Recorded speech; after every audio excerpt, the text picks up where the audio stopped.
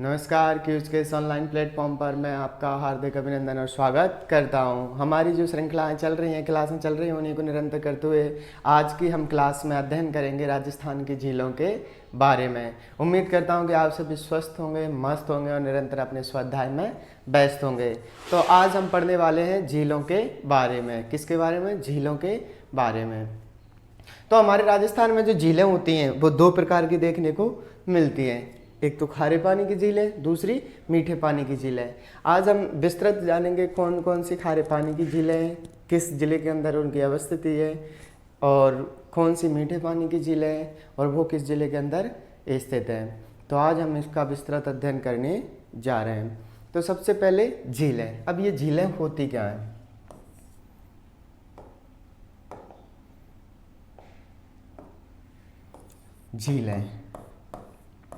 झीलें वैसे आप सभी जानते होंगे झीलों के बारे में। जो एक संरचना, एक गोलाकार या वृत्ताकार जैसी भी संरचना, या तो ये दो प्रकार से भी बनती हैं। एक तो प्राकृतिक, कौन सी? प्राकृतिक। दूसरा कृत्रिम। प्राकृतिक जो प्रकृति के अनुसार अपने आप बन जाती हैं, जिसमें कुछ तो नदियों के द्वारा बना दी जाती हैं, कुछ जो उल्कापिंड गिरते हैं, क्रेटर झील जिसे हम बोलते हैं, उनके द्वारा इनका निर्माण होता है। दूसरा होती है कृत्रिम। कृत्रिम का मतलब जो किसी इंसान विशेष ने बनवाई हो, किसी इंसान विशेष ने बनवाई हो उसकी ज़रूरतों को देखते हुए। जैसे पानी की समस्या है, उससे छुटकारा पाने के लिए क्या करवा दिया हो? झीलों का निर्माण करवा दिया हो। तो कितने प्रकार की झीलें देखने को मिलती हैं हमें? दो प्रकार की। कौन सी? एक तो प्राकृतिक और दूसरी कृत्रिम। अब ये तो हो गया कि इनके प्रकार। अब ये भी दो प्रकार की होती हैं झीलें। एक तो खारे पानी की और दूसरा मीठे पानी की। एक तो किसकी? मीठे पानी की, दूसरी खारे पानी की। जिनके अंदर लवण की मात्रा अधिक होती है वो खारे पानी की, और जिनके अंदर लवण की मात्रा नहीं होती वो मीठे पानी की होती हैं। तो झीलें दो प्रकार की होती हैं। एक तो प्राकृतिक, जिनका निर्माण स्वयं प्रकृति ने किया हो। दूसरी कृत्रिम झील, जिनका निर्माण किसी इंसान विशेष ने किया हो।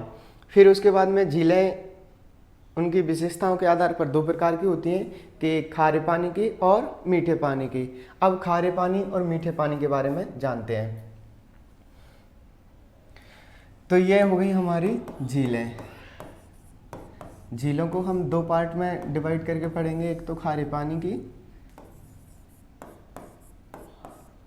खारे पानी की। दूसरा मीठे पानी की, मीठे पानी की। ठीक है। तो झीलों को हम कितने पार्ट में डिवाइड करेंगे? दो में। कौन सी? खारे पानी की और दूसरा मीठे पानी की। अब ये खारे पानी की सर्वाधिक कहाँ पाई जाती हैं? राजस्थान में खारे पानी की सर्वाधिक झीलें किस जिले के अंदर पाई जाती हैं? नागौर के अंदर। किसके अंदर? नागौर के अंदर। आगे पूछा जाता है इनके खारे पानी की झीलों के कारण क्या है, यानी खारे पानी की झीलें बनती किस वजह से हैं? तो ये बनती हैं माइका शिस्ट चट्टान के कारण। माइका शिस्ट चट्टान, यानी कि ये हमारी झील है, इसके नीचे ये वाली परत में माइका शिस्ट चट्टान पाई जाती है और ये वाले में जल भरा हुआ है। तो ये माइका शिस्ट के कारण क्या होता है? इसके कारण जो पानी होता है उसका क्या हो जाता है? खारा हो जाता है। ये हमारा जल है और इसे हम पूरी को झील के नाम से जानते हैं। तो खारे पानी की सर्वाधिक झीलें किस जिले में पाई जाती हैं? नागौर जिले में। माइका शिस्ट चट्टान, माइका शिस्ट चट्टान क्या है? इसका कारण है। किसका? खारे पानी की झीलों का बनने का। अब वहीं बात की जाती है मीठे पानी की। तो मीठे पानी की सर्वाधिक झीलें किस जिले में हैं? तो वो हैं उदयपुर के अंदर। उदयपुर के अंदर, यानी उदयपुर जिले में। आगे है इसका कारण क्या है? ये मीठे पानी की झीलें बनने का कारण क्या है? तो इसका कारण क्या है? इसका कारण है वर्षा या ताज़ा पानी। वर्षा का पानी, वर्षा का पानी या ताज़ा पानी, जो भूमिगत जल होता है वो भी इनके अंदर आता रहता है। तो दोनों का कारण पता हो गया हमें, किस वजह से उनका पानी खारा हुआ और कौन से ज़िले में सर्वाधिक है, तो वो खारे पानी के सर्वाधिक नागौर जिले के अंदर देखने को मिलती हैं। मीठे पानी की उदयपुर के अंदर। इनका कारण है माइका शिष्ट चट्टान के कारण इनका खारापन देखने को मिलता है। तो यहाँ क्लियर हो गया हमारा कि जो मीठे पानी की झीलें हैं वो कहाँ पर मिलेंगी, उदयपुर के अंदर। कहाँ पर, उदयपुर जिले के अंदर। कारण क्या है, वर्षा का पानी या ताज़ा पानी। ठीक है, अब आगे चलते हैं हम। तो हम आज इन दोनों झीलों के बारे में अध्ययन करेंगे, खारे पानी की झीलों के बारे में। खारे पानी की झीलें कौन कौन सी हैं, किस जिले के अंदर उनकी अवस्थिति है। तो राजस्थान की झीलें हमने पढ़ ली। राजस्थान में दो प्रकार की झीलें, खारे पानी की और मीठे पानी की। तो सबसे पहले हम पढ़ते हैं खारे पानी की झीलों को। किसको, खारे पानी की झीलों को। खारे पानी में याद रखना है कि एक कुत्ता था और कुत्ता साड़ी के पल्लू को फाड़ रहा था, यानी ये उसकी ट्रिक है। साड़ी का पल्लू, साड़ी का पल्लू कुत्ता फाड़े रे। साड़ी का पल्लू कुत्ता फाड़े रे। स से सांवर जयपुर के अंदर स्थित है। डी से डीडवाना नागौर के अंदर स्थित है। का से काचौर सीकर के अंदर स्थित है। पै से पचबदरा बाड़मेर के अंदर स्थित है। लू से लूणकरणसर बीकानेर के अंदर स्थित है। कू से कुचामन नागौर के अंदर स्थित है। ता से तालछापर चूरू के अंदर स्थित है। फै से फलोदी, फलोदी से जोधपुर में स्थित है। डे से डेगाना, डेगाना नागौर के अंदर स्थित है। और रे से रेवासा, रेवासा सीकर के अंदर स्थित है। और दो झीलें और हैं, बाप जोधपुर और नावा नागौर। बाप जोधपुर और नावा नागौर। साड़ी का पल्लू कुत्ता फाड़े रे। सात से सांबर साड़ी। डी से डीडवाना पल्लू। पै से पंचभद्रा। लू से लूणकरणसर। कू से कुचामन। ता से तालछापर फाड़े। पा से फलोदी जोधपुर। डे से डेगाना और रे से हमारा रेवासा जो सीकर के अंदर स्थित है। तो इस प्रकार से आप इन्हें याद रख सकते हो। बस हमें यही पूछा जाता है निम्न में से कौन सी खारे पानी की झील है और कौन सी मीठे पानी की झील है। दूसरा क्वेश्चन उनकी स्थिति के बारे में पूछ लिया जाता है। तीसरा क्वेश्चन पूछ लिया जाता है कि इसका निर्माण कब हुआ। चौथा क्वेश्चन इसका निर्माण किसने करवाया। ये इंपॉर्टेंट फैक्ट हैं जिनसे क्वेश्चन सर्वाधिक बनते हैं। आज हम उनका सबका अध्ययन करेंगे। तो सबसे पहले हमें खारे पानी की तो याद हो ही जानी चाहिए, क्योंकि मीठे पानी की याद नहीं हो तो भी चलेगा, क्योंकि जब हमें खारे पानी की याद होंगी तो इसके अलावा होने वाली सभी क्या है, मीठे पानी की झीलें रहेंगी। तो क्या करना है हमें, साड़ी का पल्लू कुत्ता फाड़े रे, और फिर क्या करेंगे, नाव में जाएंगे। कहाँ पर जाएंगे, नाव में जाएंगे। कहाँ, खारे पानी की झीलों में। साड़ी का पल्लू कुत्ता फाड़े रे, नाव में जाएंगे। फिर कहाँ पर, खारे पानी की झीलों में घूमने। नाव में बैठ करके हम खारे पानी की झीलें घूमेंगे। वहीं हम झीलों में घूमते घूमते देखते हैं कि एक साड़ी का पल्लू है जिसे कुत्ता फाड़ रहा है। ठीक है, ऐसे याद रख सकते हो आप। हम नाव में बैठे हुए थे, कहाँ पर, खारे पानी की झीलों के लिए। जब हम नाव में बैठे थे, खारे पानी की झील में घूम रहे थे, तब हमने क्या देखा था कि साड़ी का पल्लू है उसे कौन फाड़ रहा है, कुत्ता फाड़ रहा है। याद रख सकते हो। सांबर जयपुर के अंदर, डीडवाना नागौर, खाचौर सीकर, पचभद्रा बाड़मेर, लूणकरणसर बीकानेर, कुचामन नागौर, तालछापर छुरू, फलोदी जोधपुर, डेगाना नागौर, रेवासा सीकर, नावा नागौर, बाप जोधपुर। वापस बाप जोधपुर, नावा नागौर, रेवासा सीकर, डेगाना नागौर, फलोदी जोधपुर, तालछापर चूरू, कुचामन नागौर, लूणकरणसर बीकानेर, पचभद्रा बाड़मेर, काछौर सीकर, डीडवाना नागौर, सांबर जयपुर। ये तो कौन सी थी, हमारे खारे पानी की झील। अब हम सांबर को पढ़ेंगे। इससे पहले पिछली कक्षा में जब हमने अफवाह तंत्र में भी पढ़ लिया था कि जो हमारी सांबर झील है, सांबर झील है, उसमें 4 नदियां आकर मिलती हैं। खंडेल नदी सीकर से आकर के मिलती है, जिसे खंडेल या खंडेला नदी कहा जाता है। मेंथा या मेंढा जो कि जयपुर से आती है। कहाँ से आती है, जयपुर से आती है। सांबर की स्थिति कहाँ पर है, जयपुर में। कहाँ पर है, जयपुर में। नीचे आज से आती है रूपनगढ़, और खारी आती है। इधर से कौन सी आती है, खारी, ऊपर से खंडेल, नीचे से रूपनगढ़, और इधर से मेंथा या मेंढा। याद रखना, खंडेल, मेंथा, रूपनगढ़, खारी, खारी, रूपनगढ़, मेंथा, खंडेल। खंडेल सीकर, मेंथा मेंढा, कहाँ से आती है? जयपुर से, ठीक है ना। खारी अजमेर से आती है, कहाँ से आती है? अजमेर से आती है, ठीक है। अब आगे ये, और सांभर की स्थिति कहाँ पर है? जयपुर के अंदर स्थित है। सांभर के बारे में एक और, ये सबसे बड़ी, देश की सबसे बड़ी झील है किसकी? खारे पानी की। कौन सी? लैंडलॉक। कौन सी? लैंडलॉक। लैंडलॉक यानी जो भूमिगत, कैसे? ये चारों ओर से स्थल से ढकी हुई है। किससे ढकी हुई है? स्थल से, स्थल ही स्थल है इसके। हमारे इससे आगे हालांकि दो है हमारी, चिल्का और पुलिकट। चिल्का उड़ीसा के अंदर, पुलिकट तमिलनाडु के अंदर। इससे बड़ी झील है, वो देश की सबसे बड़ी झील है। ये हमारे 3rd नंबर की है। लेकिन अगर पूछा जाता है स्थल रुद्ध में, किस में? स्थल रुद्ध में, तो हमारी सबसे बड़ी झील कौन सी होगी? सांभर। क्योंकि पुलिकट और जो हमारी चिल्का झील है वो क्या है? हमारे बंगाल की खाड़ी को स्पर्श करती हैं। इस वजह से वो लैंडलॉक की श्रेणी में नहीं आती। लेकिन लैंडलॉक की श्रेणी में पूछा जाता है तो हमारे देश की सबसे बड़ी झील है कौन सी? सांभर। याद आ गया? लैंडलॉक जो चारों ओर से स्थल से घिरा हुआ हो उसे हम लैंडलॉक के नाम से जानते हैं, ठीक है। तो ये क्या है? हमारे देश की सबसे बड़ी झील है किसकी? खारे पानी की। कौन सी? लैंडलॉक। इसके आगे दो और है। फर्स्ट पे आती है हमारी चिल्का क्रेटर झील भी है। सेकंड पर आती है क्रेटर झील जिनका निर्माण उल्कापिंडों के द्वारा हुआ हो। सेकंड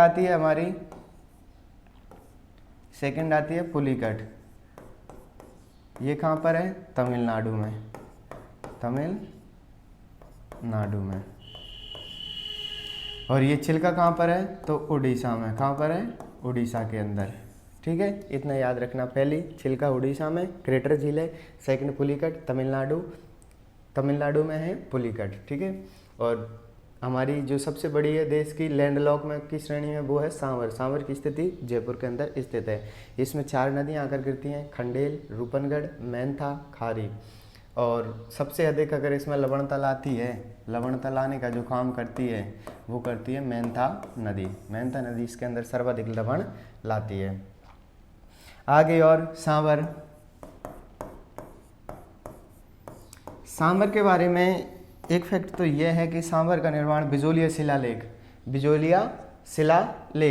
शिलालेख के अनुसार क्या कहा गया कि इसका निर्माण किसने करवाया था? वासुदेव चौहान ने। किसने? वासुदेव चौहान ने। बिजोलिया शिलालेख हमें चौहानों की जानकारी देता है और वो क्या बताता है? वासुदेव चौहान। वही आगे सांभर की स्थिति को हमने देख लिया था, कहाँ पर है? जयपुर के अंदर स्थित है। अब यहाँ से नमक का उत्पादन किया जाता है। किसका? नमक का। तो नमक भी देश का तो करती है ये 8%, 8.7%, लेकिन हम मोटा मोटा याद रखें तो 8% याद नमक उत्पादन करती है। किसका? देश का। वहीं राज्य की बात की जाती है तो राज्य का कितना करती है? तो राज्य का ये करती है हमारे 80 से 90% नमक उत्पादन करती है। कौन? हमारी सांभर झील। वासुदेव चौहान निर्माता थे, जयपुर के अंदर स्थित है। वासुदेव चौहान, हमें ये कैसे पता चलता है कि इसका निर्माण वासुदेव चौहान ने करवाया था? तो वो पता चलता है बिजोलिया शिलालेख के अनुसार।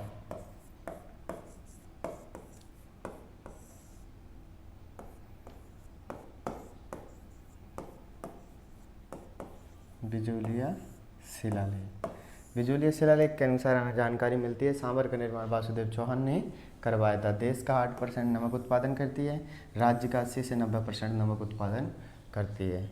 आगे हमने इसकी नदियों के बारे में पढ़ लिया, कौन कौन सी नदियाँ आकर मिलती हैं। तो नदियाँ कौन कौन सी थी हमारी? ऊपर से आई थी कौन सी आई थी? खंडेल कहाँ से आई थी? सीकर से। उसके बाद में इधर से कौन सी आई थी? मेंथा या मेंढा। ये कहाँ से आई थी? जयपुर से, ठीक है। 2 तीसरी इधर से आई थी हमारी खारी। चौथी नीचे से आई थी रूपनगढ़। ये जो नदियां हैं वो आंतरिक आबहवा क्षेत्र में भी शामिल हैं। खंडेल, मेंथा, खारी, रूपनगढ़ किसके अंदर भी शामिल है, ये आंतरिक अपवाह की नदियों में भी शामिल है। तो इसके अंदर 4 नदियाँ आती हैं, खंडेल, मेंथा, खारी, रूपनगढ़। अब मेंथा से एक और फैक्ट बनता है कि यहाँ पर क्या है, ये सर्वाधिक लवणता लाती है, सर्वाधिक लवणता लाने वाली नदी है, तो वो कौन सी है, मेंथा नदी है। ठीक है। अब यहाँ पर सांभर के अंदर जो नमक उत्पादन का काम करता है, एक तो हिंदुस्तान साल्ट लिमिटेड, HSL, पूरा ही नाम लिख लो आप, Hindustan salt limited, Hindustan salt limited जो हमारे केंद्र का है। ठीक है। तो ये नमक उत्पादन का कार्य करता है हिंदुस्तान साल्ट लिमिटेड। सांवर वासुदेव चौहान बिजोलिया शिलालेख के अनुसार जयपुर के अंदर है, नदियाँ खंडेल, मेंथा, खारी, रूपनगढ़ है। मेंथा सर्वाधिक लवणता लाती है, नमक उत्पादन देश का 8% करती है और राज्य का 80 से 90% करती है। वही है, सांवर झील जयपुर में स्थित है, वासुदेव चौहान ने करवाया था बिजोलिया शिलालेख के अनुसार। सांवर लैंडलॉक यानी अंतःस्थलीय की सबसे बड़ी झील है और राज्य की सबसे बड़ी यानी हमारे राजस्थान की सबसे बड़ी है कौन सी, सांवर झील, और देश की थर्ड है, देश की तीसरी है। सांवर लैंडलॉक झील है, कौन सी है, लैंडलॉक झील है, वासुदेव चौहान ने निर्माण करवाया था, जयपुर के अंदर स्थित है। पहले नंबर पर आती है हमारी चिल्का, दूसरे पर पुलिकट। चिल्का की स्थिति उड़ीसा में और पुलिकट की स्थिति तमिलनाडु में। ये बंगाल की खाड़ी से जुड़ी हुई हैं, कौन सी, चिल्का और पुलिकट, इसलिए किस में नहीं आती, लैंडलॉक में। लैंडलॉक की दृष्टि से सांवर सबसे बड़ी झील है।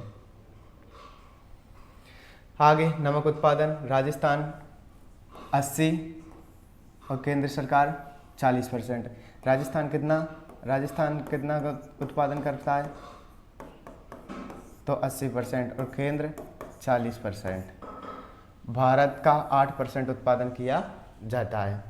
सांवर से नमक उत्पादन सांवर साल्ट लिमिटेड के द्वारा किया जा रहा है। किसके द्वारा किया जाता है, सांवर साल्ट लिमिटेड के द्वारा किया जाता है। सांवर साल्ट लिमिटेड राज्य सरकार का 40% है, राज्य सरकार का 40% है किसमें, सांवर साल्ट लिमिटेड में, और हिंदुस्तान साल्ट लिमिटेड में केंद्र सरकार का योगदान 80% है।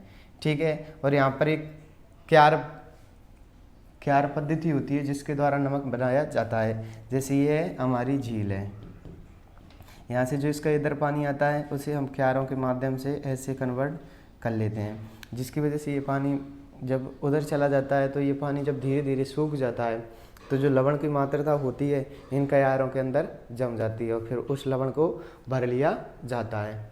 तो ये क्यार पद्धति के माध्यम से नमक उत्पादन किया जाता है। कहाँ पर, सांवर के अंदर। वापस सांवर का नमक उत्पादन में राजस्थान 80% और केंद्र 40%। भारत का 8% नमक उत्पादन किया जाता है। सांवर साल्ट लिमिटेड नमक उत्पादन का कार्य करती है। सांवर साल्ट लिमिटेड में राज्य सरकार का 40% योगदान है। हिंदुस्तान साल्ट लिमिटेड में केंद्र सरकार का 80% योगदान है। यहाँ पर क्यार नमक बनाने हेतु प्रयोग किया जाता है। क्यार क्या होते हैं, ये झील है हमारी, ये झील से जो जल बाहर आया, ये जल जब इन क्यारों के अंदर आ गया, अब ये वापस इधर के लिए गया तो इन क्यारों की ऊंचाई अधिक थी, इस वजह से ये पानी इधर रह गया। और जब गर्मियाँ पड़ेंगी तो ये वाष्प के कारण पानी यहाँ से ऊपर उठ जाएगा। जब पानी उठ जाएगा तो नीचे क्या बच जाएगा, नमक या लवण। फिर उस नमक या लवण को भर लिया जाता है और फिर उससे नमक बनाया जाता है। तो इसे क्यार पद्धति के नाम से जाना जाता है। आगे सांवर झील से और फैक्ट, सांवर रामसर साइट आर्द्र भूमि में शामिल है।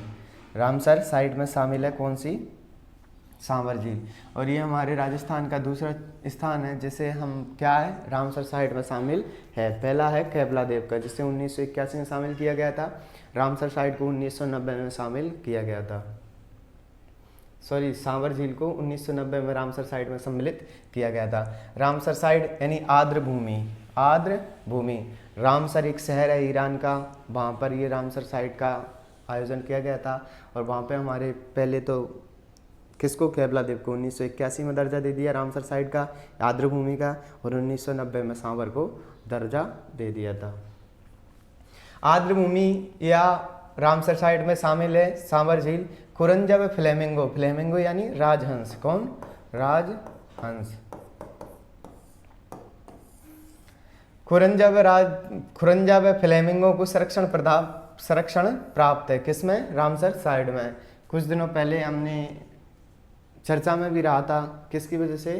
कि यहाँ पर जो फ्लेमिंगो थे वो आकर के कई सैकड़ों की तादाद में मर गए थे इसके जल पीने की वजह से। तो उसके लिए फिर साइंटिस्टों की टीम भी आई, उस पर अध्ययन भी किया गया था कि किस वजह से ये यहाँ पर आकर के इनकी मृत्यु हुई है। तो रामसर साइड आर्द्र भूमि में शामिल है, खुरंजा व फ्लेमिंगो संरक्षण प्राप्त है। रामसर साइड दो हैं, एक तो केवलादेव 1981, दूसरा सेकंड हमारी सांबर 1990 में। रामसर साइड केवलादेव 1981 में और सांबर को 1990 में सम्मिलित किया गया था। ये फ्लेमिंगो और जो खुरंजा पक्षी है उसको संरक्षण प्राप्त है। ये तो थी हमारी सांबर झील जिसको हमने पढ़ लिया। अब पढ़ते हैं हम पंचभद्रा को। पंचभद्रा की स्थिति बाड़मेर में है। यहाँ का जो नमक है वो सर्वश्रेष्ठ नमक है। कौन सा है? सर्वश्रेष्ठ नमक है, यानी कि खाने योग्य नमक है। तो पंचभद्रा बाड़मेर के अंदर स्थित है। कहाँ पर स्थित है? बाड़मेर में लिख रहा है, चलो। पंचभद्रा की स्थिति बाड़मेर के अंदर स्थित है। यहाँ पर खारवाल की जो जाति है, खारवाल जाति पाई जाती है, वो नमक प्राप्त करने का काम करती है। यहाँ पर नमक प्राप्त करने का कौन करता है? खारवाल जाति। यहाँ पर जो नमक है पंचभद्रा, ये हमारी पंचभद्रा है, ये हमारी झील है। झील से ऐसे एक क्षेत्र सा बना दिया जाता है, उससे थोड़ा सा गहरा सा गड्ढा सा बना दिया जाता है। जब इसका जल इसके अंदर आता है, जल इसके अंदर आता है,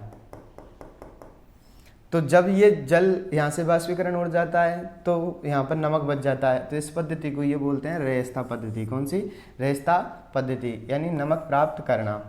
क्या करते हैं? ये नमक प्राप्त करते हैं। यहाँ का पंचभद्रा से एक ही सबसे अच्छा इम्पोर्टेंट फैक्ट बनता है, वो है कि यहाँ का नमक सर्वश्रेष्ठ नमक है। पंचभद्रा का सर्वश्रेष्ठ नमक है। क्यों है? क्योंकि यहाँ पे NaCl की मात्रा 98% पाई जाती है। सोडियम क्लोराइड की मात्रा कितनी पाई जाती है? 98% पाई जाती है।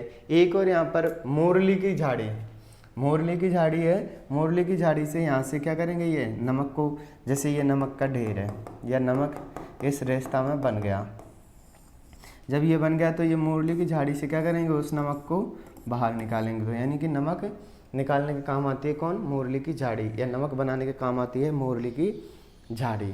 याद आ गया? पंचभद्रा बाड़मेर के अंदर है, इसका सर्वश्रेष्ठ नमक है। NaCl 98% तक पाया जाता है। सोडियम क्लोराइड, यहाँ पर खारवाल जाति नमक उत्पादन का कार्य करती है। दूसरा, रेस्ता पद्धति से करती है। मोरली झाड़ी से नमक बनाने का काम किया जाता है। किसके अंदर? पंचभद्रा बाड़मेर के अंदर। ये हो गई पंचभद्रा। अभी तक हमारी दो हो गई, सांबर और पंचभद्रा। अब सिर्फ आगे आगे छोटी छोटी सी झीलें आएंगी, एक दो झील, जो दो तीन इंपॉर्टेंट झील थी जिनसे क्वेश्चन बनते हैं, उनके बारे में अध्ययन कर लेते हैं। दूसरा है डीडवाना। डीडवाना कहाँ पर स्थित है? नागौर के अंदर स्थित है। डीडवाना से एक और क्वेश्चन बनता है कि डीडवाना का जो नमक है वो खाने योग्य नहीं है। क्या है? खाने योग्य नहीं है। डीडवाना नागौर के अंदर अवस्थित है। कहाँ पर है? नागौर के अंदर स्थित है। यहाँ क्या है? यह निम्न श्रेणी का नमक उत्पादन किया जाता है। निम्न श्रेणी का नमक उत्पादन किया जाता है। क्यों उत्पादन किया जाता है? क्योंकि यहाँ पर होता ही निम्न श्रेणी का है। यहाँ पर NaCl, जो अभी पंचभद्रा बाड़मेर में देखा था, वहाँ पर क्या था? NaCl। जबकि इसके स्थान पर यहाँ पर क्या आ जाता है? Na2SO4, sodium sulphate. क्या आ जाता है? सोडियम सल्फेट, जो सिर्फ किस में काम आता है? कौन से में? कांच उद्योग में और चमड़े उद्योग में और हमारे कागज़ उद्योग में। डीडवाना का जो नमक है उसके उपयोग बताइए। तो कौन सा है? कांच उद्योग में काम आएगा, कागज़ उद्योग में आएगा, चमड़ा उद्योग में। याद रखना, खाने योग्य नमक नहीं है, निम्न श्रेणी का नमक है। इसका उपयोग सिर्फ उद्योगों में किया जाता है, कांच, कागज़, चमड़ा में। ठीक है। यहाँ पर नमक उत्पादन कौन करता है? तो यहाँ पर नमक उत्पादन करता है राजस्थान राज्य केमिकल वर्क्स। कौन करता है? राजस्थान राज्य केमिकल वर्क्स का जो रासायनिक कारखाना है 1964 के अंदर स्थापित किया गया था। क्वेश्चन पूछ लिया गया था अभी राजस्थान राज्य केमिकल वर्क्स की स्थापना कब की गई? तो 1964 के अंदर। ये कहाँ नमक उत्पादन करता है? तो कहाँ करता है? डीडवाना में। डीडवाना कहाँ है? नागौर के अंदर। किस झील का नमक निम्न श्रेणी का है? तो डीडवाना का। यहाँ पर क्या कौन सा नमक पाया जाता है? नमक में किसकी मात्रा पाई जाती है? तो Na2SO4 सोडियम सल्फेट की मात्रा पाई जाती है। इसका इसी वजह से इसका उपयोग है वो किस में किया जाता है? वो कांच उद्योग, कागज उद्योग और चमड़े उद्योग में किया जाता है। तो ये हो गई हमारी सांभर, पचबदरा और डीडवाना। जो सबसे बड़ी झील थी खारे पानी की, औरों की तो सिर्फ हमें स्थिति जाननी थी कि स्थिति कहाँ पर है। एक बार ये हमने पढ़ ली, ये पढ़ ली, ये पढ़ ली, ठीक है। और दूसरी पचबदरा, ठीक है। अब इनकी तो सिर्फ स्थितियाँ पूछी जाती हैं, कांच और सीकर के अंदर, और फिर लूणकरण सर बीकानेर के अंदर, कुचामन नागौर के अंदर, ताल छापर चुरू के अंदर, फलोदी जोधपुर के अंदर, डेगाना सीकर के अंदर, रेवाशा सीकर के अंदर, डेगाना नागौर के अंदर, और नावा नागौर के अंदर, भाप जोधपुर के अंदर, भाप जोधपुर के अंदर, नावा नागौर के अंदर, रेवाशा सीकर के, डेगाना नागौर के, फलोदी जोधपुर, ताल छापर चुरू, कुचामन नागौर, लूणकरण सर बीकानेर, पचबदरा बाड़मेर, काछौर सीकर, डीडवाना नागौर, सांभर जयपुर। साड़ी का पल्लू कुत्ता फाड़े रे। तो ये तो हो गई हमारी किसकी? खारे पानी की झीलें। तो खारे पानी की झीलों से जो बनने वाले महत्वपूर्ण फैक्ट थे हमने जान लिए। जो खारे पानी की झीलें हैं उनकी अवस्थिति के बारे में जान लिया, जो महत्वपूर्ण झील थी उनके बारे में पढ़ लिया। महत्वपूर्ण झीलें सांभर और पचबदरा, और हमारी एक और कौन सी थी? वो थी हमारी डीडवाना। सांभर जयपुर के अंदर स्थित है। 4 नदियाँ आती हैं, खंडेला, मेंथा, रूपनगढ़ और खारी। मेंथा सबसे अधिक लवणता लाती है। देश का 8% नमक उत्पादन किया जाता है यहाँ पर, और राजस्थान का 80% नमक उत्पादन किया जाता है। यहाँ पर कौन सा हमारा राजस्थान साल्ट लिमिटेड का कारखाना है? हिंदुस्तान साल्ट लिमिटेड का कारखाना है जो नमक उत्पादन का कार्य करता है। तो और किस पे? क्यार पद्धति के द्वारा नमक उत्पादन किया जाता है। फिर उसके बाद में हमने पढ़ लिया था कि जो खारे पानी की झीलें बनती हैं उसके पीछे कारण क्या है? माइकासिस्ट चट्टानें। नीचे माइकासिस्ट चट्टानें पाई जाती हैं, इस वजह से इसका जल क्या हो जाता है? खारा हो जाता है। आगे चलते हैं हम। तो खारे से तो हमें छुट्टी। अब चलते हैं हम मीठे पानी की ओर। किसकी ओर? मीठे पानी की ओर। तो मीठे पानी की झीलों के बारे में हम अध्ययन करेंगे। मीठे पानी की झीलों के अध्ययन से पहले बता दिया मीठे पानी की झीलें बनने के कारण एक तो वर्षा का पानी और दूसरा ताज़ा पानी, जिनकी वजह से क्या होता है? मीठे पानी की झीलों का निर्माण होता है। तो शुरुआत करते हैं। मीठे पानी की झीलें सर्वाधिक कहाँ पर पाई जाती हैं? उदयपुर के अंदर खारे पानी की, नागौर के अंदर।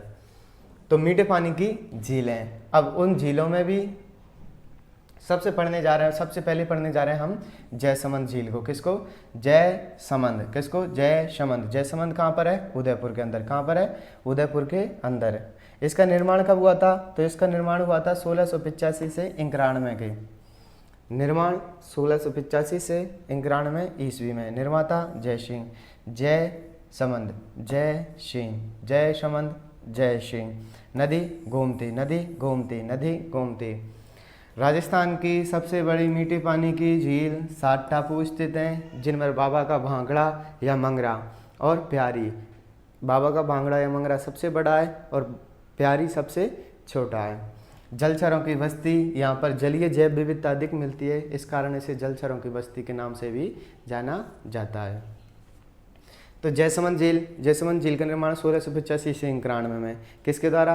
जयसमंद जय सिंह। जयसमंद जय सिंह। नदी गोमती। राजस्थान की सबसे बड़ी मीठे पानी की झील कौन सी है? जयसमंद। आगे यहाँ इसे जलचरों की बस्ती कहा जाता है क्योंकि जलीय जैव विविधता अधिक होती है। ये गोमती नदी आ रही है हमारी, यहाँ पर ये जो टापू है इसे हम बाबा का भांगड़ा।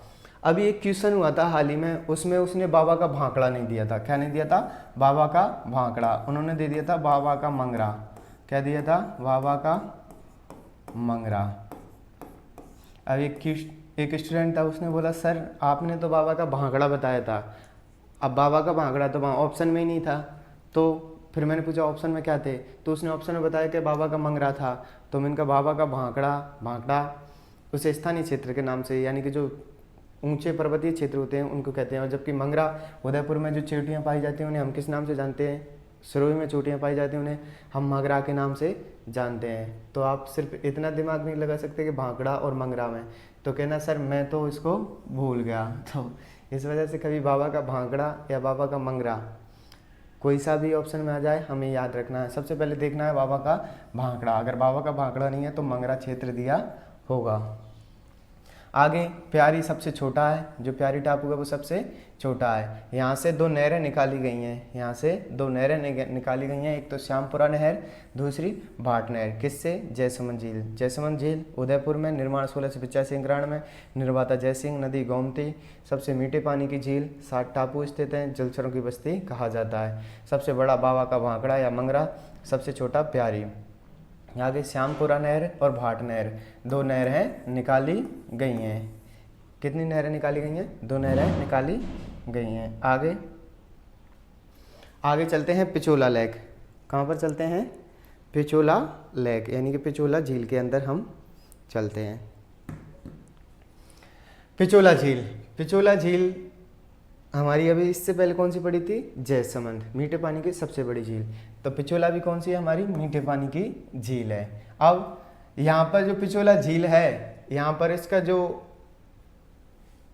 निर्माण है वो कब हुआ था? 1688 ईस्वी में। वो इसका कब हुआ था? 1685 में, यानी ये उससे पहले बनी थी। 1688 ईस्वी में निर्माण हुआ था। निर्माता किसने करवाया था? पिच्छू नामक बंजारे ने। कब? राणा लाखा के समय। राणा लाखा के समय जो पिच्छू नामक बंजारा था उसने पिछोला झील का निर्माण करवाया था। कहाँ पर? उदयपुर के अंदर। क्या? उदयपुर के अंदर। इसमें क्या क्या देखने को मिलता है? तो इसके अंदर कभी उदयपुर की जो पिछोला झील है उसको आप देखने गए हों तो उसके अंदर 2 महल बने हुए हैं, एक तो जगत निवास मंदिर है और एक जगत निवास महल है। जगत निवास मंदिर इधर बना हुआ है और जग निवास महल उस साइड में बना हुआ है। और जग निवास महल जो कि शादियों के लिए विशेष प्रसिद्ध है, यहाँ पर बड़े बड़े बॉलीवुड स्टार यहाँ पर शादी करने के लिए आते हैं।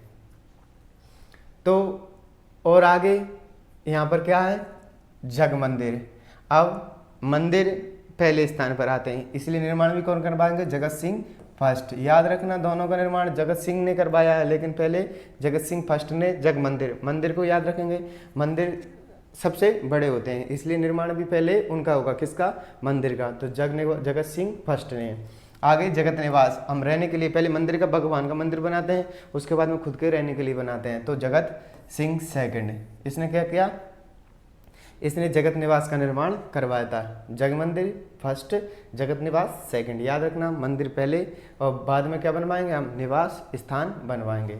आगे यहाँ पर एक नटनी का चबूतरा बना हुआ है, नटनी का चबूतरा बना हुआ है। और जो जग मंदिर और जगत निवास हैं इन दोनों को किस नाम से जाना जाता है? होटल लेक पैलेस के नाम से जाना जाता है। किसको? जग मंदिर जगत निवास को होटल लेक पैलेस के नाम से जाना जाता है। आगे यहाँ पर ये इसका मैप है, यानी कि इसकी स्थिति है जिसको दर्शाया गया है। ये हमारी पिछोला झील है। कौन सी है? पिछोला झील। ऊपर से एक नदी आती है सीसरमा, दूसरी भुज नदी। कौन सी नदी? सीसरमा भुज। सीसरमा भुज, सीसरमा भुज किसके अंदर आती है? हमारे पिछोला लेक के अंदर। आगे ये यहाँ पर बना हुआ है हमारा जगत मंदिर। क्या बना हुआ है? जगत मंदिर। ये मंदिर बना हुआ है और ये यहाँ पर क्या बना हुआ है? महल बना हुआ है। ठीक है, तो जगत निवास है तो कौन से ने बनवाएगा? जगत सिंह सेकंड ने। मंदिर है तो जगत सिंह फर्स्ट ने। और नटनी का चबूतरा कहाँ स्थित है? तो पिछोला लेक पर। ठीक है, अब यहाँ से क्या होता है? जो पिछोला लेक है वहाँ से एक लिंक नहर निकाली गई है। कौन सी नहर निकाली गई है? लिंक नहर निकाली गई है। इससे हम किस नाम से जानते हैं? इससे जानते हैं हम स्वरूप सागर के नाम से। किसके नाम से? स्वरूप सागर। ये स्वरूप सागर लिंक नहर है जो क्या करती है? फतेह सागर को जोड़ती है। किससे? पिछोला झील से। किसको जोड़ती है? फतेह सागर झील को। इसका नाम फतेह सागर है। सीसरमा या भुज नदी आकर गिरती हैं। जगत मंदिर है जिसका निर्माण जगत सिंह फर्स्ट ने करवाया था। जगत निवास है जिसका निर्माण जगत सिंह सेकंड ने करवाया था। नटनी का चबूतरा बना हुआ है इसे स्वरूप सागर लिंक नहर है जो फतेह सागर को पिछोला झील से जोड़ती है।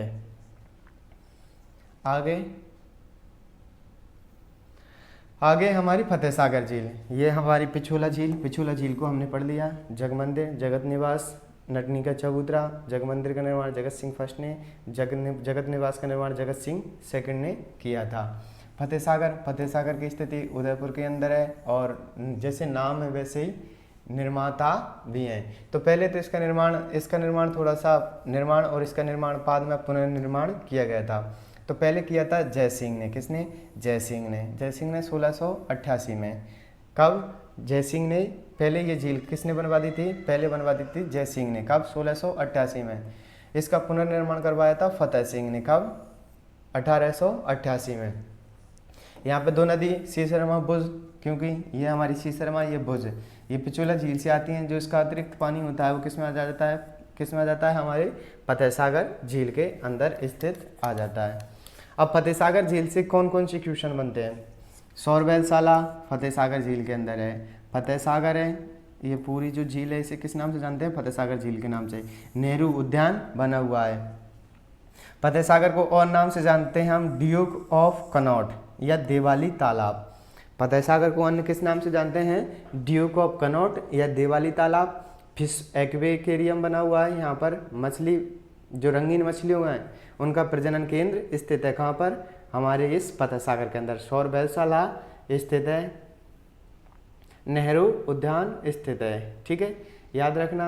निर्माता जयसिंह 1688 में, पुनर्निर्माण फतेह सिंह ने 1888 ईस्वी में। नदी सीसरमा या भुज, इसे ड्यूक ऑफ कनॉट के नाम से जाना जाता है। किस नाम से जाना जाता है? ड्यूक ऑफ कनॉट के नाम से। इसे देवाली ताल के नाम से भी जाना जाता है। यहाँ पर फिश एक्वेरियम बना हुआ है। इन दोनों को जो जोड़ने का काम करती है वो कौन करती है? स्वरूप सागर। आगे उदय सागर झील निर्माण उदय सिंह ने। कहाँ पर? उदयपुर के अंदर। उदय सागर झील, ये हमारी उदय सागर झील है। निर्माण उदय सिंह ने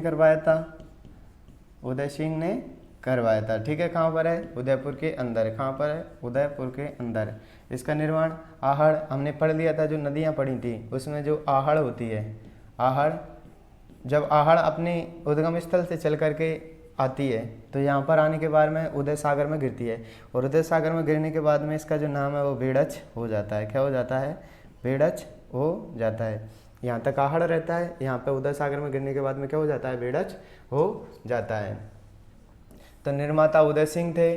इसका निर्माण 59 से 64, 1559 से 64 में हुआ था। ठीक है, नदी आहड़ या बेड़च, आहड़ और बेड़च, उदय सागर। आहड़ इसमें गिरने के बाद में बेड़च बन जाती है। ठीक है, रंग सागर झील, इनकी स्थिति याद रखना उदयपुर के अंदर। रंग सागर उदयपुर, जाना सागर या बड़ी सागर उदयपुर के अंदर, जाना सागर या बड़ी सागर उदयपुर के अंदर, रंग सागर झील उदयपुर के अंदर। दूध तलाई उदयपुर के अंदर। कहाँ पर है? उदयपुर के अंदर। दूध बावड़ी सिरोही के अंदर स्थित है। कहाँ पर है? सिरोही के अंदर। तो जो रंग सागर झील थी वो हमारी उदयपुर के अंदर स्थित है। जाना सागर या बड़ी सागर उदयपुर के अंदर स्थित थी। दूध तलाई उदयपुर के अंदर स्थित है और दूध बावड़ी सिरोही के अंदर स्थित है। ये हमारी उदयपुर की झीलों को हमने पढ़ लिया। अब चलते हैं हम उदयपुर से बाहर। अब जो उदयपुर में सबसे अधिक झीलें थी तो वो कहाँ थी? उदयपुर के अंदर। मीठे पानी की सर्वाधिक झीलें उदयपुर के अंदर। उधर हमने पढ़ा था खारे पानी की नागौर के अंदर। अब हम उदयपुर से बाहर चलते हैं, क्योंकि हम उदयपुर से बाहर निकलते हैं। हम जैसे ही उदयपुर से बस में बैठने के बाद में हमें एक शहर पड़ा, राजसमंद के जो झील हैं अब हम उनके बारे में अध्ययन करते हैं। तो सभी बढ़िया तैयार हो जाएं राजसमंद की झीलों के बारे में जानने के लिए। तो राजसमंद की झील का निर्माण, जैसे ही राजसमंद नाम से स्पष्ट हो रहा है, झील का निर्माण किसने करवाया था? राज सिंह ने। राजसमंद का निर्माण राज सिंह ने कब करवाया था? 1682 से 76 के अंदर। कब करवाया था? 1682 से 76 में। नदी गोमती, कौन सी? नदी गोमती। इस पर 9 चौकी की पाल बनी हुई है। राज प्रशस्ति बनी हुई है जो 25 शिलालेख है, जो कि राजस्थान की सबसे बड़ी प्रशस्ति है, जिस पर मेवाड़ के इतिहास के बारे में जानकारी मिलती है। इसका जो वास्तुकार था, लिखने वाला, वो थे रणछोड़ भट्ट तेलंग। और ये किस भाषा में लिखी गई है? संस्कृत भाषा के अंदर लिखी गई है। कौन सी? राज प्रशस्ति। अब क्वेश्चन ये पूछ लिया था एक बार कि जो नौचौकी की पाल है वो किस छोर पर है? तो उत्तरी छोर पर, उत्तरी किनारे पर। किस पर? उत्तरी किनारे पर। ये हमारे राजसमंद निर्माता कौन थे? राज सिंह। कौन थे? राज सिंह। तो जो हमारा उत्तरी छोर है वहाँ पर क्या स्थित है? नौचौकी की पाल। क्या है? नौचौकी की चौकी की पाल। यहाँ पर ये राज प्रशस्ति लगी हुई है, एक किनारे पर राज प्रशस्ति लगी हुई है। राज प्रशस्ति लगी हुई है। कितने? 25 शिला लेख हैं। इस पर मेवाड़ के इतिहास की जानकारी मिलती है। रणछोड़ भट्ट तेलंग ने लिखी थी, संस्कृत भाषा के अंदर लिखी गई है। नदी कौन सी आती है? गोमती नदी आती है। इसका निर्माण कब हुआ था? 62 से 76। कब हुआ था? 62 से 76 में। कब? 62 से 76 में। ठीक है, तो याद रखना 1662 से 1676 के अंदर इसका निर्माण हुआ था। राज सिंह ने निर्माण करवाया था। उत्तरी छोर को हम नौचौकी की पाल से नाम से जानते हैं। यहाँ पर राज प्रशस्ति लगी हुई है। जो 25 शिलालेख है मेवाड़ का इतिहास रणछोड़ भट्ट तेलंग ने लिखी थी, संस्कृत भाषा के अंदर स्थित है। ठीक है, तो ये कौन सी थी? राजसमंद। राजसमंद कहाँ पर है? राजसमंद के अंदर। राज सिंह ने निर्माण करवाया था। कब करवाया था? 1662 से 76 के बीच। यहाँ पर राज प्रशस्ति लगी हुई है। उत्तरी छोर को हम नौचौकी की पाल से नाम से जानते हैं। राज प्रशस्ति 25 शिलालेखों पर मेवाड़ का इतिहास है। रणछोड़ भट्ट तेलंग ने लिखी थी, संस्कृत भाषा के अंदर लिखी गई है। राजस्थान की सबसे बड़ी प्रशस्ति है। राजसमंद और राजसमंद में और झीलें हैं। नंद समंद, राजसमंद, सरदार सरोवर समंद, राजसमंद में, नंद समंद राजसमंद में, सरदार सरोवर समंद राजसमंद में। ठीक है, तो समंद सब राजसमंद में। ठीक है, अब पढ़ते हैं हम नक्की झील। नक्की झील जो कि हमारे राजस्थान की सबसे ऊंची झील है, यानी सबसे ऊंचाई पर स्थित झील है। ठीक है, आगे इस झील की खासियत है, यह एकमात्र ऐसी झील है जो कि शीत ऋतु में जम जाती है। राजस्थान की एकमात्र झील जहाँ पर हिल स्टेशन बना हुआ है, नक्की झील। अब ये क्या है? ये हमारे नक्की झील कहाँ पर स्थित है? सिरोही पर। कहाँ पर? सिरोही पर। नक्की झील के बारे में प्राचीन या पौराणिक कहानियाँ हैं कि नक्की झील का निर्माण जो देवता थे उन्होंने अपने नाखूनों से खोदकर किया था। और जो भूवैज्ञानिक हैं उनका मानना है कि नक्की झील का निर्माण किससे हुआ था? क्रेटर झील है, यानी कि उल्कापिंड के गिरने से इसका निर्माण हुआ था। तो याद रखना है सबसे ऊंचाई पर स्थित झील नक्की।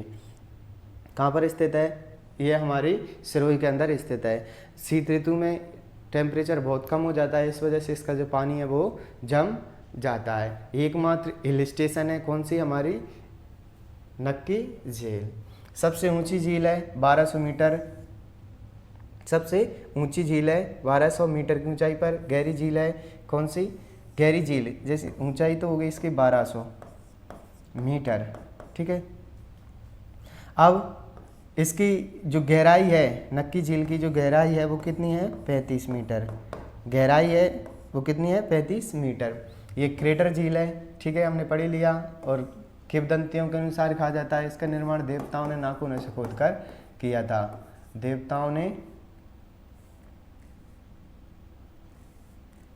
देवताओं के द्वारा नाखूनों से खोदकर इसका निर्माण किया गया था। देवताओं का, ठीक है, देवताओं के नाखूनों से इसका निर्माण किया गया था। आगे ये गरासियों की पवित्र झील है, क्योंकि गरासिया जो लोग होते हैं, गरासिया जनजाति के जो लोग होते हैं वो अपनी जो अस्थियां होती हैं उनका विसर्जन कहाँ पर करते हैं? तो नक्की झील के अंदर करते हैं। वो उसे बहुत पवित्र झील मानते हैं। तो कौन सी? गरासियों की सबसे पवित्र झील कौन सी है? तो वो है नक्की झील सिरोही। शीत ऋतु में जमने वाली है, हिल स्टेशन है। आगे विशेष आकृति की चट्टानें देखने को मिलती हैं। जो हमारी नक्की झील है उस पर विशेष आकृति की चट्टानें देखने को मिलती हैं। कौन सी? Toad rock, nun rock, Nandi rock, horn rock. Question पूछा गया था नक्की झील पर निम्न में से कौन सी आकृति नहीं पाई जाती? Option A toad rock, nun rock, Nandi rock, और तीसरा कोई और सा रॉक दे देगा आपको। तो याद रखना है toad rock, nun rock, Nandi rock और हॉर्न रॉक। विशेष प्रकार की चट्टानें हैं जो नक्की झील पर देखने को मिलती है। क्रेटर झील है, सिरोही के अंदर स्थित है। गरासिया जनजाति के लोग अपनी अस्थियों को प्रवाहित करते हैं नक्की झील के अंदर। शीत ऋतु में जमने वाली नक्की झील। हिल स्टेशन नक्की झील। देवताओं के द्वारा नाखूनों से बनाई गई झील नक्की झील। इसकी ऊंचाई 1200 मीटर और ये गहरी कितनी है तो 35 मीटर। ठीक है, आगे है पुष्कर। पैसे पवित्र झील। राजस्थान की सबसे पवित्र झील पुष्कर झील। क्यों? क्योंकि इसे हम कई नामों से जानते हैं। तीर्थों का राजा, तीर्थों का मामा, तीर्थराज, यानी बहुत नाम दिए गए हैं। कोंकण तीर्थ, पांचवा तीर्थ, किसको? पुष्कर को। तो पुष्कर के बारे में जानते हैं। पुष्कर है कहाँ? पुष्कर अजमेर में है और अजमेर में एकमात्र ब्रह्मा जी का मंदिर भी स्थित है, जिसके ब्रह्मा जी का मंदिर स्थित है कहाँ पर? पुष्कर अजमेर में। अब पुष्कर अजमेर में कहाँ पर है? पुष्कर अजमेर में। पुष्कर झील अजमेर में। ये भी कौन सी झील है? क्रेटर झील है। कौन सी झील है? क्रेटर झील है। पवित्र झील है। पैसे पुष्कर, पैसे पवित्र झील। यहाँ पर मेला लगता है कार्तिक पूर्णिमा को। कब लगता है? कार्तिक पूर्णिमा को। कार्तिक पूर्णिमा को मेला लगता है। इसे हम रंगीले मेला के नाम से जानते हैं। राजस्थान का रंगीला मेला कौन सा है? तो पुष्कर का मेला। कौन सा मेला? पुष्कर का मेला। राजस्थान का रंगीला मेला। राजस्थान का रंगीला मेला कौन सा है? पुष्कर मेला। क्यों? क्योंकि यहाँ कार्तिक पूर्णिमा के दिन ही क्या किया जाता है? दीपदान किया जाता है। दीपदान किया जाता है। याद रखना, पुष्कर अजमेर के अंदर है, क्रेटर झील है। कार्तिक पूर्णिमा को यहाँ पर मेला लगता है, जिसे हम रंगीला मेला के नाम से जानते हैं। कार्तिक पूर्णिमा के दिन यहाँ पर दीपदान किया जाता है। और आगे इसके अन्य नाम बता दिए। पांचवा तीर्थ है, तीर्थराज है, तीर्थों का राजा है, कोंकण तीर्थ है। किसके नाम है? पुष्कर झील के। यहाँ पर 52 घाट स्थित हैं। ये हमारी झील है। इसके 1 2 3 4 5 6 7 ऐसे करके इसके अंदर कितने घाट हैं? 52 घाट स्थित हैं। यहाँ पर जो हमारे महात्मा गांधी जी थे, बाबा साहब अम्बेडकर जी थे और अटल बिहारी वाजपेयी जी, इनकी अस्थियों का भी विसर्जन किया गया था। कभी कभी क्वेश्चन में पूछ लेता है कि बाबा साहब की अस्थियों का विसर्जन कहाँ किया गया था? तो कहाँ किया गया था? पुष्कर झील के अंदर। और जो अटल बिहारी वाजपेयी जी थी उनकी पुष्कर झील, महात्मा गांधी जी की पुष्कर झील के अंदर। पुष्कर झील अजमेर के अंदर स्थित है। सबसे पवित्र झील मानी जाती है। तीर्थों का राजा कहा जाता है, कोंकण तीर्थ कहा जाता है, तीर्थराज कहा जाता है और तीर्थों का मामा कहा जाता है। आगे पुष्कर झील में कार्तिक पूर्णिमा को मेला लगता है। इस दिन दीपदान किया जाता है और जो मेला है उसे हम रंगीला मेला कहते हैं राजस्थान का। उसके बाद में ये क्रेटर झील का भी उदाहरण है। आगे तक यहाँ पर जो घाट बने हुए हैं उनकी संख्या है 52 और यहाँ पर बाबा साहब, महात्मा गांधी जी और अटल बिहारी वाजपेयी की अस्थियों का अस्थि विसर्जन किया गया था। कहाँ पर? पुष्कर झील अजमेर के अंदर। ये तो थे पुष्कर से बनने वाले फैक्ट। अब पुष्कर में ही है, पुष्कर में तो हो गई हमारी कौन सी? पुष्कर झील। अब आना सागर भी कहाँ पर है? अजमेर में। आरपीएससी का तो फेवरेट क्वेश्चन ही यहाँ से उठाती है वो आना सागर से। और आना सागर में भी क्या पूछते हैं? सिर्फ ये पूछते हैं इसका निर्माण, यानी कि इसका निर्माता कौन था। हर बार यही क्वेश्चन पूछा जाता है कि इसका निर्माता कौन था। तो याद रखना इसका निर्माता अर्णोराज बहुत ही इंपॉर्टेंट है। कई बार क्वेश्चन पूछा गया है आना सागर से। कोई क्वेश्चन पूछा गया है सर्वाधिक मात्रा में दोहराया गया है तो वो है आना सागर झील का निर्माता कौन है? अर्णोराज। कौन? अर्णोराज। कहाँ पर स्थित है? अजमेर के अंदर। कब? 1135 से 1136 में। कब? 1135 से 1136 के अंदर। नदी बांडी। ठीक है, कौन सी है? आना सागर। कहाँ है? अजमेर में। अजमेर में। निर्माता अर्णोराज। कौन थे? अर्णोराज। कब बनी थी? 1135 में से 1136 के अंदर स्थित है। नदी कौन सी आती है? तो बांडी। कौन सी आती है? बांडी। ठीक है। अब यहाँ पर एक तो 12 दरी बनी हुई हैं और एक सुभाष उद्यान या दौलत बाग बना हुआ है। ये तो है सुभाष उद्यान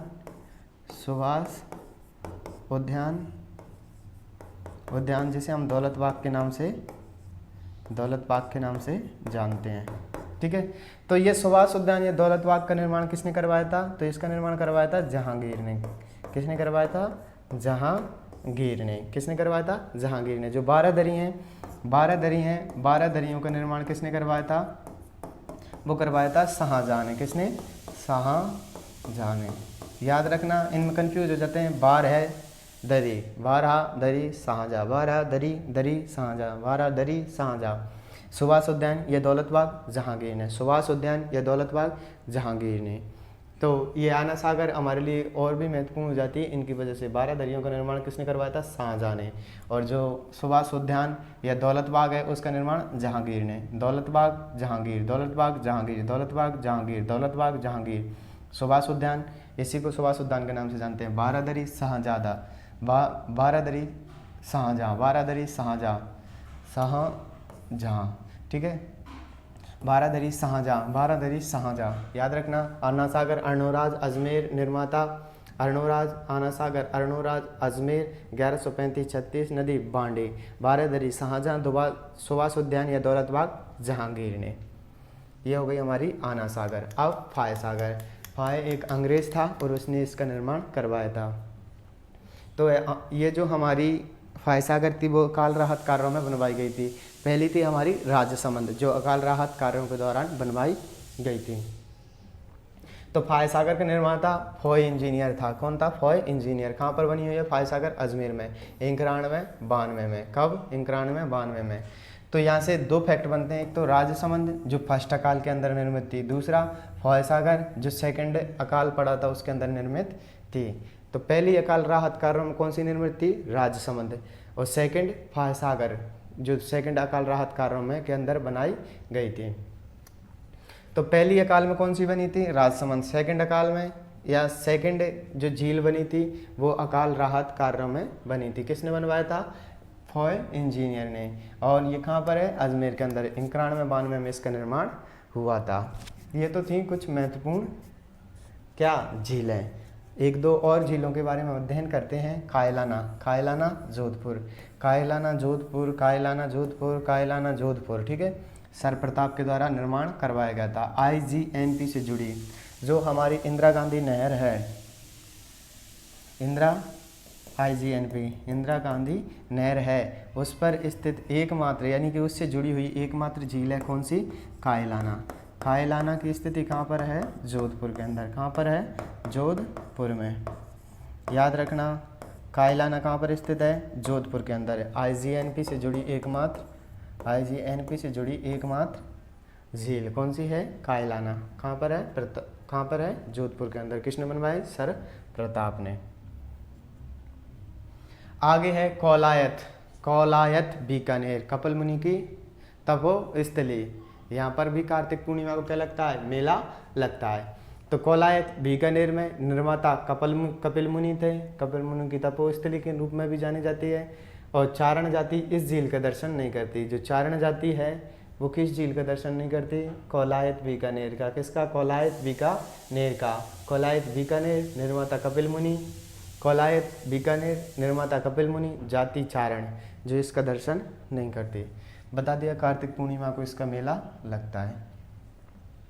कौलायत का निर्माण किसने करवाया था? कौलायत पहले तो है स्थित कहाँ? बीकानेर के अंदर। कपिल मुनि ने कार्तिक पूर्णिमा को। कौलायत, कपिल मुनि, कार्तिक पूर्णिमा। 3 fact clear. आगे इस पर जो चारण जाति है वो नहीं जाती, यानी इसके दर्शन करना शुभ नहीं मानती। आगे गजनेर, गजनेर कहाँ पर है? बीकानेर में। कहाँ पर है? पानी का शुद्ध दर्पण। क्वेश्चन पूछ लिया जाता है पानी का शुद्ध दर्पण किस झील को जाना जाता है? तो कौन सी है हमारी? गजनेर झील। कहाँ पर स्थित है? बीकानेर के अंदर स्थित है। सिलीसेड अलवर में है। कहाँ पर है? अलवर में है। अलवर के शासक थे विनय सिंह। विनय सिंह ने सिलीसेड झील का निर्माण करवाया था। कहाँ पर? अलवर के अंदर। इस सिलीसेड को हम नंदन कानन के नाम से जानते हैं। राजस्थान की कौन सी झील है जिसे नंदन कानन के नाम से जाना जाता है? सिलीसेड। गोल्डन ट्रायंगल पर स्थित है। गोल्डन ट्रायंगल पर, गोल्डन जो स्वर्णिम त्रिभुज है उस पर स्थित है। कौन सी? हमारी सिलीसेड झील। क्योंकि अलवर हमारा दिल्ली, आगरा, जयपुर, दिल्ली, आगरा और जयपुर। तो इस वाले पर जयपुर का जो राजधानी क्षेत्र है उसमें अलवर भी शामिल होता है। तो यहाँ पर सिलीसेड झील स्थित है। तो याद रखना, नंदन कानन के नाम से जानी जाती है। गोल्डन ट्रायंगल पर स्थित एकमात्र झील राजस्थान की, तो वो कौन सी है? सिलीसेड। निर्माता विनय सिंह। शुरू से कोलायत बीकानेर में कपिल मुनि कार्तिक पूर्णिमा को मेला लगता है। चारण जाति के लोग इसके दर्शन नहीं करते। उसके बाद पढ़ा था हमने गजनेर को। गजनेर कहाँ पर है? गजनेर है बीकानेर के अंदर, पानी का शुद्ध दर्पण के रूप में जानी जाती है। सिलीसेड अलवर के अंदर है, विनय सिंह ने निर्माण करवाया था और इसे नंदन कानन के नाम से जाना जाता है। गोल्डन ट्रायंगल पर स्थित है। आगरा, जयपुर, दिल्ली वाले जो क्षेत्र, जो हमारा हाईवे है उस पर स्थित है। आगे है रामगढ़ झील।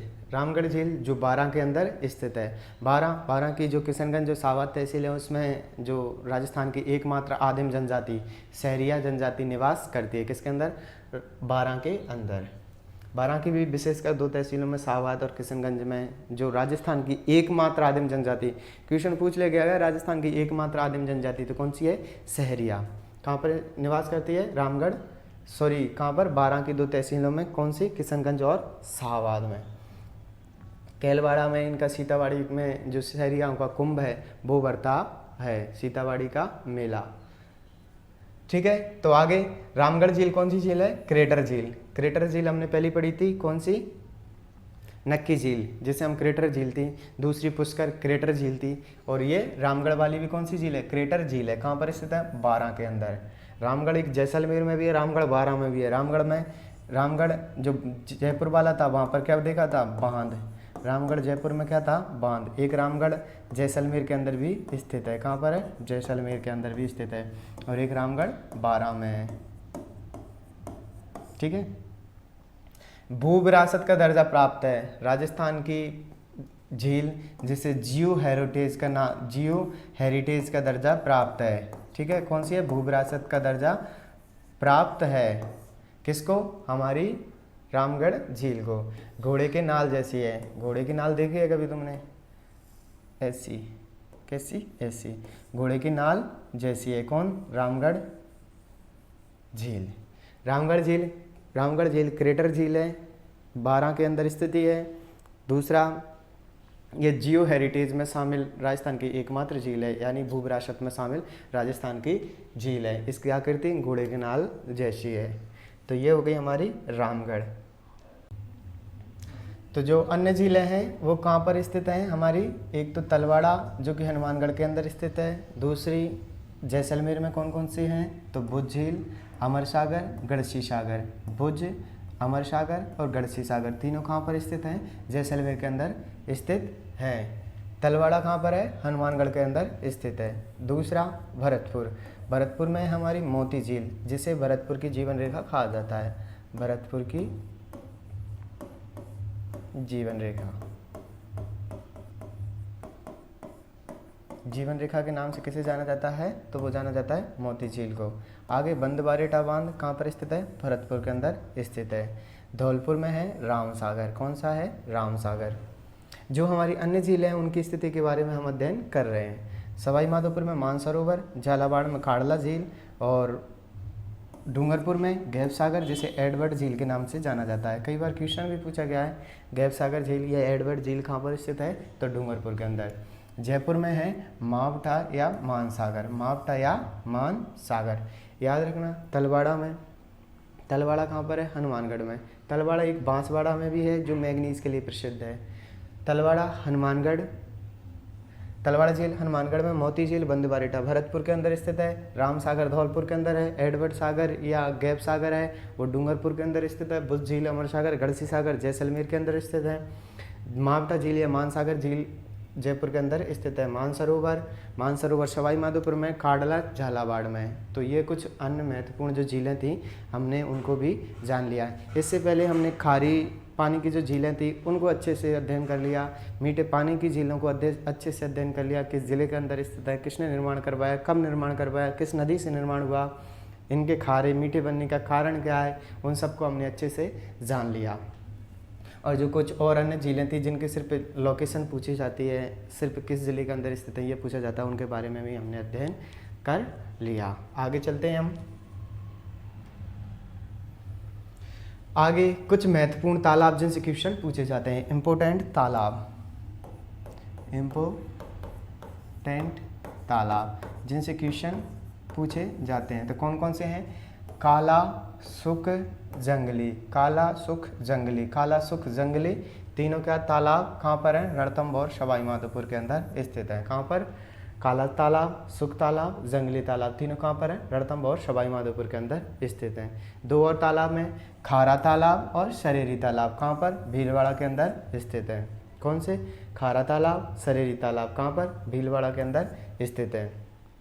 आगे पन्ना साहा तालाब और शुक्र तालाब। पन्ना साहा तो कहाँ पर है? खेतड़ी झुंझुनू पर। खेतड़ी झुंझुनू में पन्ना साहा तालाब, शुक्र तालाब नागौर के अंदर है। काला, सुख, जंगली कहाँ पर है? रणथंभौर सवाई माधोपुर के अंदर स्थित है। खारा तालाब, सरेरी तालाब, खारा, सरेरी भीलवाड़ा के अंदर। पन्ना साहा खेतड़ी झुंझुनू में और शुक्र तालाब नागौर के अंदर स्थित है।